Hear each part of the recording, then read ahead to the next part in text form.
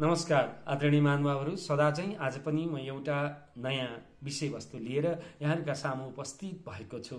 आजको विषयवस्तु भने अन्य दिनको भन्दा केही फरक छ। यहाँहरू सबैलाई थाहा छँदैछ कि नेपाली राजनीति अहिले निर्णायक मोडमा उभिएको छ।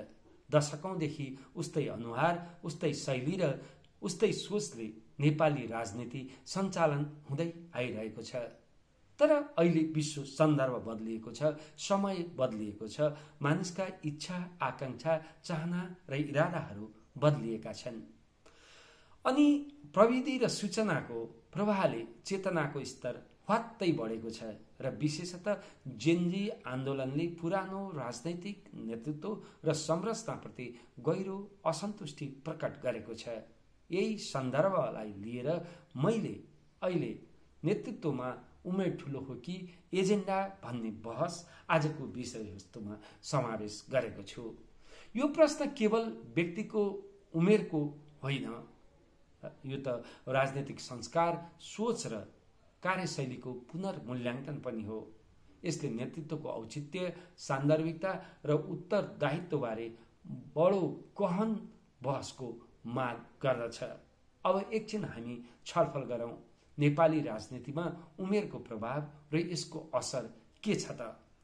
नेपाली राजनीतिमा उमेरले भरिएको पुस्ताको वर्चस्व स्पष्ट देखिन्छ।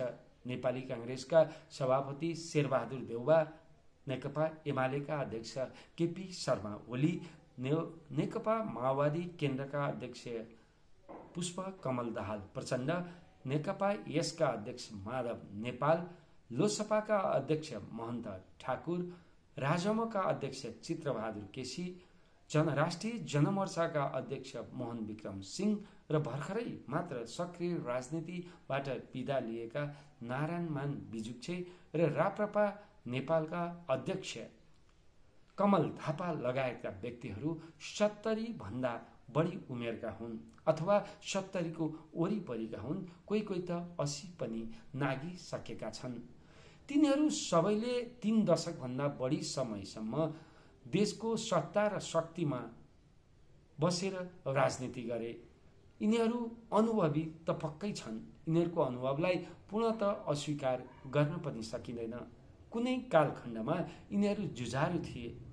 उनले देशलाई ठूलो योगदान पनि दिएका थिए। संघर्षको मैदानमा थुप्रै आरोहहरू अवरोहहरू पनि झेलेका छन्। तर त्यसो भन्दैमा सधैँ मान्छेको समय, गति, सन्दर्भ र सपना एउटै हुन्छन् भन्ने छैन।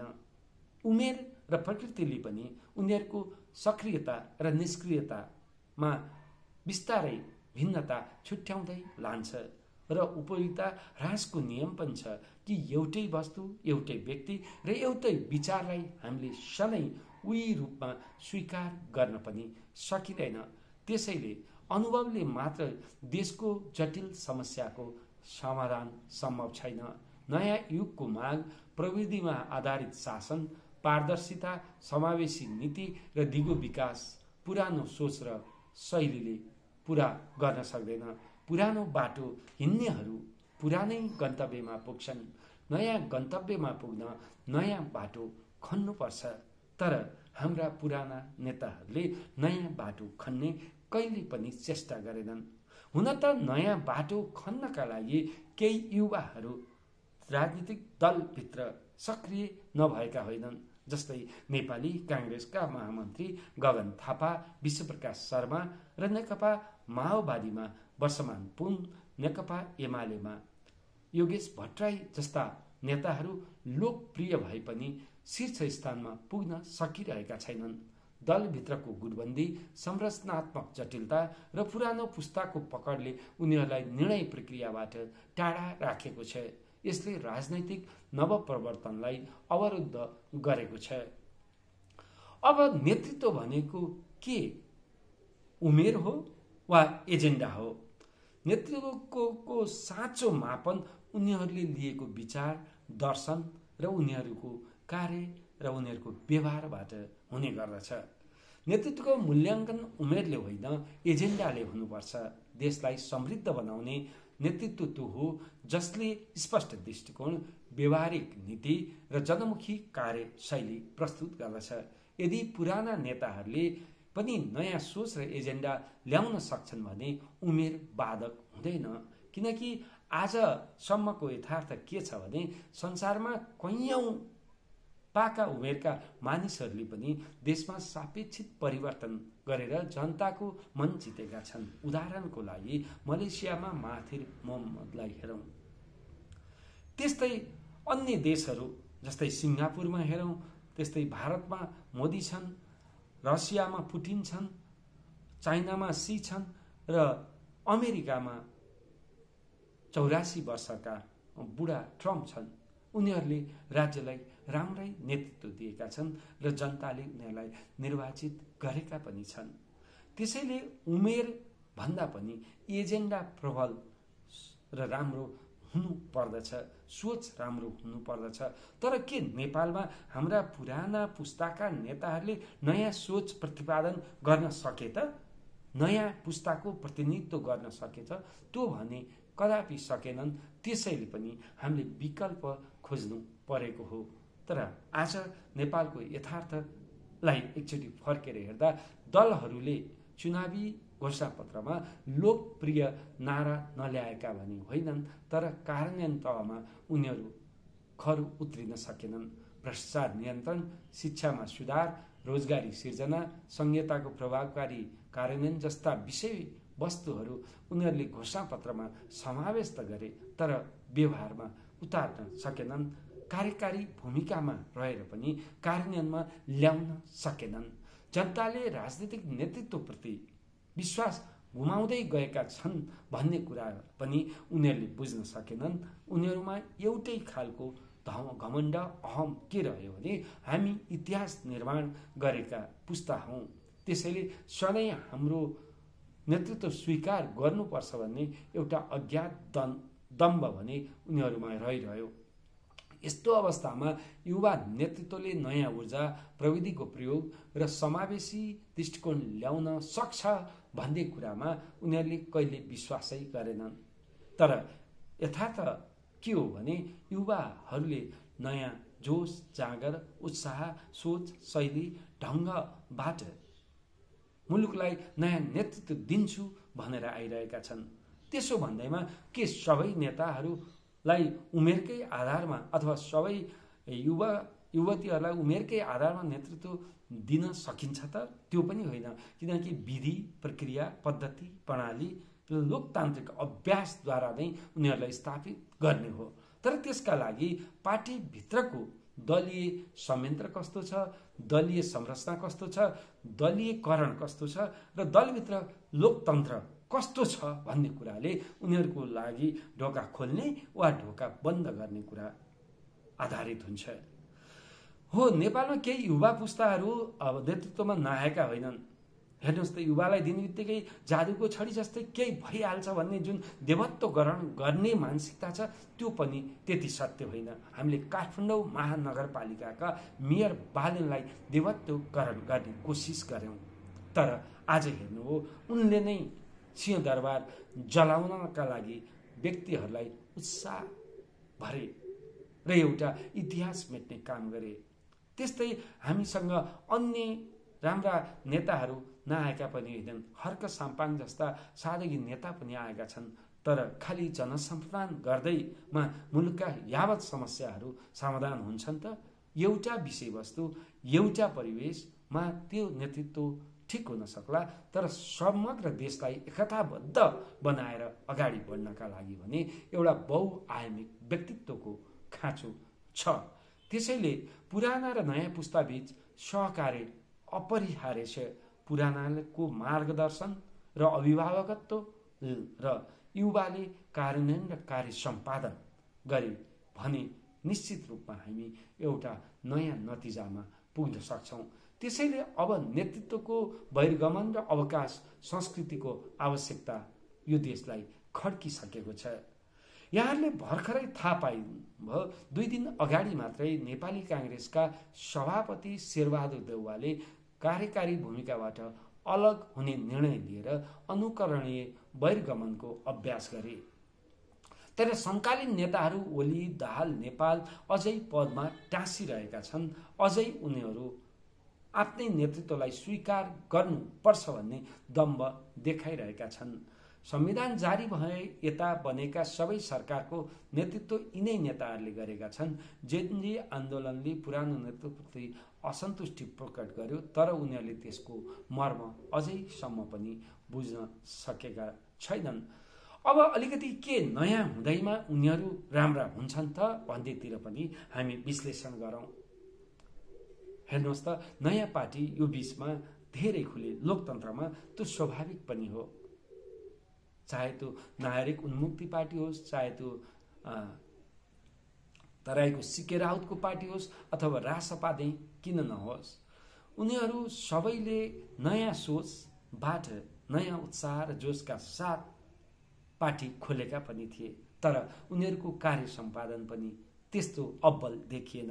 आफ्नै पार्टीभित्र फुट गुट र एक अर्काप्रतिको अविश्वासका कारणले ती पार्टीहरू अहिले धराशायी अवस्थामा पुगे। अनि रासपा भन्ने नयाँ र वैकल्पिक पार्टी भनेर आएको रासपामा पनि आफ्ना सभापतिले त्यति ठुलो ठगी मुद्दामा जेलमा बस्दाखेरि पनि उनीहरू अझै पनि उनलाई पार्टी सभापतिबाट निकाल्न तयार छैनन्।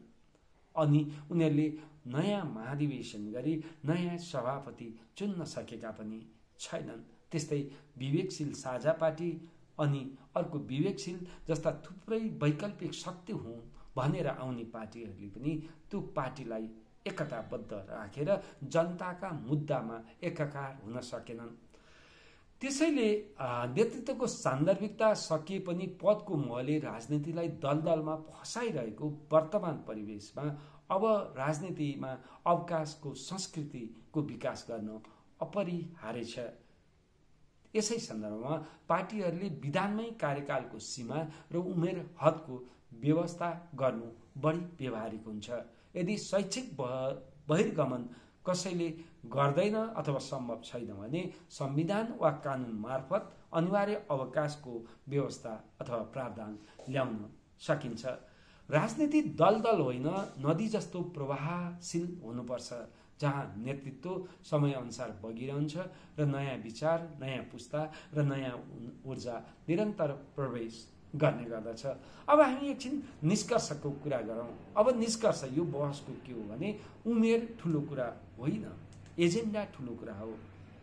वृद्ध अथवा पाका उमेरका मानिसहरूमा पनि एउटा नयाँ सोच छ, युग सुहाउँदो विचार छ र कार्य सम्पादन र कार्यमा रूपान्तरण गरी नजिता दिएर जनतासँग एकाकार हुँदै देशलाई समृद्धिको बाटोमा लगाउने होठुटी छ भने उनीहरूको नेतृत्वलाई अस्वीकार गरिहाल्नुपर्छ भन्ने छैन।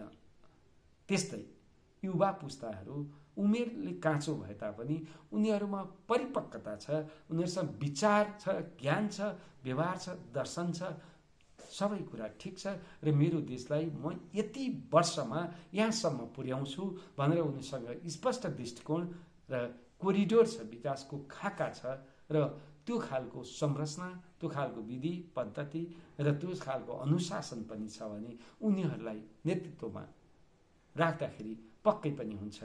अहिले समकालीन नेतृत्वहरूमा गगन थापा, विश्वप्रकाश जस्ता व्यक्तित्वहरू जोसँग स्पष्ट धारणा छ, स्पष्ट कोरिडोर पनि छ। प्रधानमन्त्री भएको अथवा आफू सरकारमा भएको पहिलो दिनदेखि म यस्तो गर्छु भनेर स्पष्ट खाका उनले अहिलेका प्रस्तुतिहरूमा दिइरहेका छन्। त्यसको आधारमा के विश्वास गर्न सकिन्छ भने अब नेपाली राजनीति उमेरको बहसभन्दा एजेन्डाको बहसमा जानुपर्छ। देशको भविष्य सुनिश्चित गर्न सक्ने दृष्टिकोण, नीति र कार्यशैली नै अबको नेतृत्वको मापनको आधार बन्नुपर्छ। यदि नेतृत्वसँग स्पष्ट एजेन्डा छैन भने उमेर जे भए पनि त्यो नेतृत्व अप्रासङ्गिक हुन जान्छ। त्यसैले एज ठुलो होइन, एजेन्डा ठुलो हो भन्दै अब म केही नीतिगत सिफारिस, अन्तिममा नीतिगत सिफारिस राख्न चाहन्छु। अब एजेन्डामा प्राथमिकता दिने दिशामा सबै अगाडि बढौँ र पहिलो सिफारिसका रूपमा राजनीतिक दलको विधानमा नेतृत्वको कार्यकाल र उमेर सीमा निर्धारण गर्न जरुरी छ। दोस्रो, राजनैतिक अविकासको संस्कृतिको विकास अर्को अनिवार्य शर्त हुनुपर्दछ। युवा नेतृत्वको संस्थागत प्रवर्धन गर्ने र निश्चित कोटा अथवा निश्चित प्रतिशत युवाहरूलाई दिने खालको एउटा व्यवस्था हुनुपर्छ। एजेन्डामा आधारित नेतृत्व मूल्याङ्कन प्रणाली स्थापना गर्न सकियो भने अझ लोकतान्त्रिक अभ्यास सुदृढ भएर जान्छ। संविधानमा राजनैतिक अवकाशको प्रावधान नै राख्न सकियो भने जब त्यो संवैधानिक बाध्यता बनेर जान्छ, त्यसले देशमा स्थायित्व र जनचाहनाको नेतृत्व प्रावधान गर्न सक्छ। जनतामुखी एजेन्डा अनिवार्य गर्ने कानुनी व्यवस्था हुनुपर्छ र निर्वाचन आयोगले नै निर्वाचन घोषणा पत्रमा अभिव्यक्त भएका कुराहरू साँच्चै नै त्यो कार्य सम्पादनमा गएका छन् कि छैनन् अथवा नतिजा कस्तो प्राप्त भयो भन्ने विषयमा एउटा अनुगमन र मूल्याङ्कन गर्ने पद्धतिको विकास गर्न सकियो भने हामीले पक्कै पनि नेपालमा नयाँ खालको परिवेश निर्माण गर्न सक्छौँ। र अन्तमा आदरणीय महानुभावहरू, यी सिफारिसहरू कार्यान्वयन गर्न सकेमा मात्र नेपाली राजनीति उमेरको तहबाट एजेन्डाको तहमा पुग्न सक्छ र देशमा स्थिरता आउँदै जनप्रिय सरकारको स्थापना भई हामी समृद्धिको बाटोमा अगाडि बढ्ने छौँ। यी मेरा व्यक्तिगत विचार हुन्।